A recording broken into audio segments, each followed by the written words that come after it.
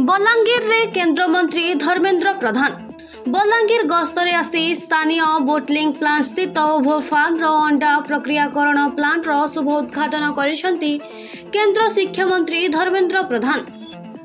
एही उद्घाटनी समारोह रे केंद्र मंत्री धर्मेंद्र प्रधान राज्यर स्वास्थ्य मंत्री मुकेश महालिंग, कंटाबांजी विधायक लक्ष्मण बाग, टिटलागढ़ विधायक नवीन जैन ओभो फार्म सोमेन्द्र मिश्र मंचरे मंचासीन थिले।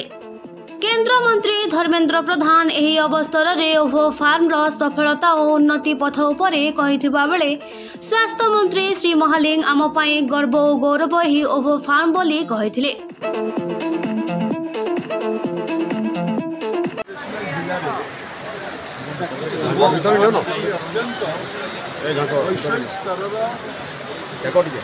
पाउडर बनवार गोटे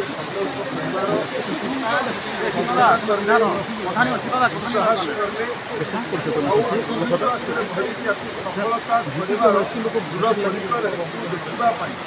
दृढ़ता को देखापी मत अवसर देले। आज उद्घाटन उत्सव अत्यंत रोमांचक था।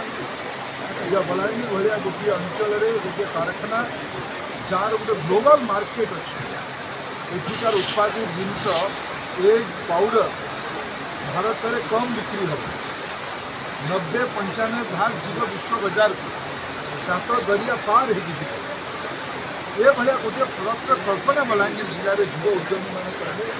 आदरणीय सोमेन्द्र बाबू और समरेन्द्र बाबू करेंगे बहुत बहुत शुभेच्छा जनाऊँ। ये कारखाना बलांगीर जिले में गोटे उदाहरण तैयारी राज्य उदाहरण अत्यंत खुशी। एथर फिफा रे हमर ओभो फार्म अंडा यूज करा अत्यंत सुखद खबर, आमको आत्मविश्वास बढ़ेगा खबर।